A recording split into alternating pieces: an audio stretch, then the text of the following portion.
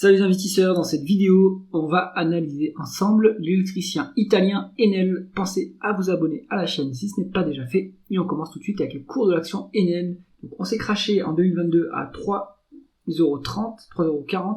On est maintenant à 7,20€. Donc on a plus que doublé. Est-ce que c'est encore le moment de s'intéresser à cette action? On va regarder ça ensemble. On fait un détour par le chiffre d'affaires. Mais vous savez que sur ce genre d'entreprise, le chiffre d'affaires c'est pas très intéressant puisque on est dépendant du prix du marché de l'électricité.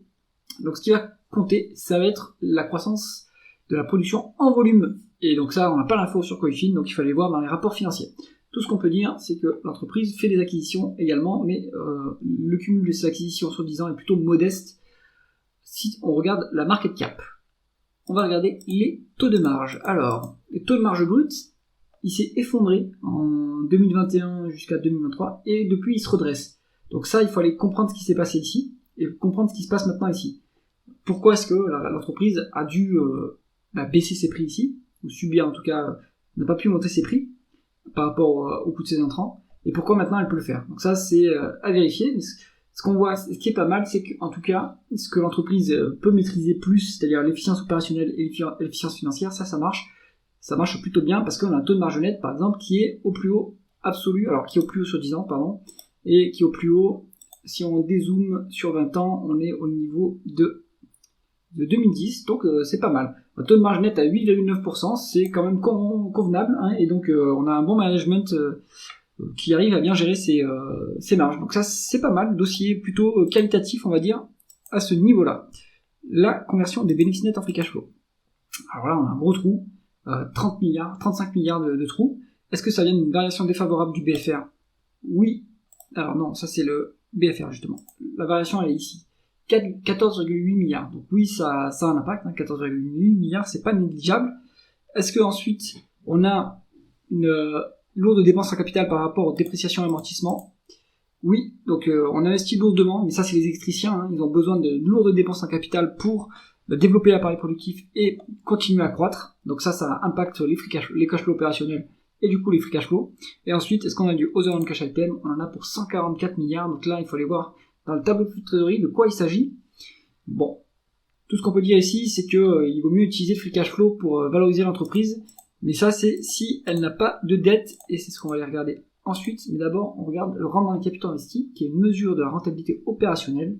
On est à 9,7%, ce qui est quand même pas mal, hein, pour une société qui opère dans un secteur mature, donc ça nous permet de dégager pas mal de cash. On est au-dessus de la médiane à 7,5, donc la trajectoire est plutôt encourageante, on est de plus en plus rentable chez Enel, et ça c'est pas mal pour l'actionnaire. S'il voit la couleur du cash, évidemment. Alors d'abord un petit détour par la dette. Alors on est sur un niveau de dette qui est légèrement inférieur à 3 fois. C'est un petit peu lourd, hein, comme niveau de dette. Maintenant sur ce type d'industrie, on peut avoir des niveaux de dette plus élevés que sur d'autres. Puisqu'en fait on est comme les télécoms, comme les utilities, mais en fait c'est une utilities, hein, Enel. On peut s'endetter plus lourdement parce qu'on a une bonne visibilité sur les cash flows. On opère en monopole, hein, c'est de l'infrastructure, donc les banques donnent des taux d'intérêt qui sont plus attractifs, donc on peut supporter plus de dettes. À ce niveau-là, voilà, c'est un peu lourd, il faudrait pas aller beaucoup plus loin, mais typiquement pour les utilities, on peut aller jusqu'à 5. Mais maintenant, ça va amputer évidemment les bénéfices de l'entreprise et donc ce qui reste dans la poche des actionnaires. En plus, on est à plus de 10 fois les free cash flow en dette, donc là, méfiance. Allez, la rémunération de l'actionnaire. On est sur un dividende de 5,4 milliards qui est versé, ça fait un rendement qui est à peu près 7%, ce qui est pas mal, avec pas de rachat d'actions, il y a eu un peu de dilution en 2016, mais depuis c'est stable, et Coifin nous calcule un rendement d'actionnaire à 6,6%, je pense qu'il y a une erreur dans le calcul, parce que, à part si on zoome, en plus il y a des rachats d'actions, des légers rachats d'actions, mais pas grand chose, donc moi je pense qu'on est plutôt sur un rendement qui est autour de 7% vu le niveau du dividende.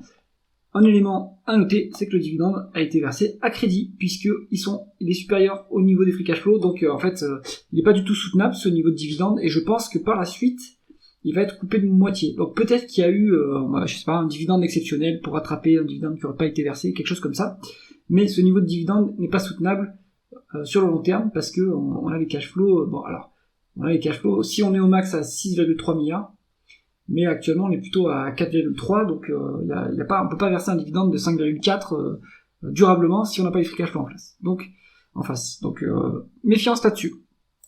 Ensuite, la valorisation du groupe, on est sur une décote de plus de 10%, même de 15%.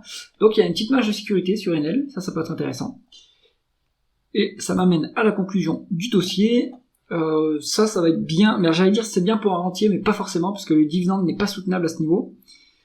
Ça peut être une action value, mais il y a un peu de dette. Et puis, je pense que le gros du rattrapage a été fait quand même sur la valorisation. En fait, il fallait l'attraper en 2022. Là, bon, on a 10-15%, mais on va pas avoir une marge plus élevée de progression du multiple. Donc, si on fait de la value, je pense qu'il y a quand même des dossiers plus intéressants que celui-là.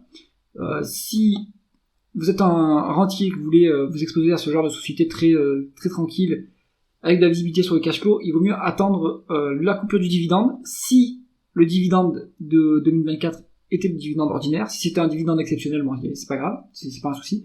Mais là-dessus, je pense que vous pouvez vous attendre à 3,5-4% de rendement du dividende, pas plus, parce que sinon, c'est pas sécurisé par les free cash flow. J'espère que cette analyse vous intéresse. Si c'est le cas, mettez un pouce vers le haut et pensez à vous abonner à la chaîne. À bientôt!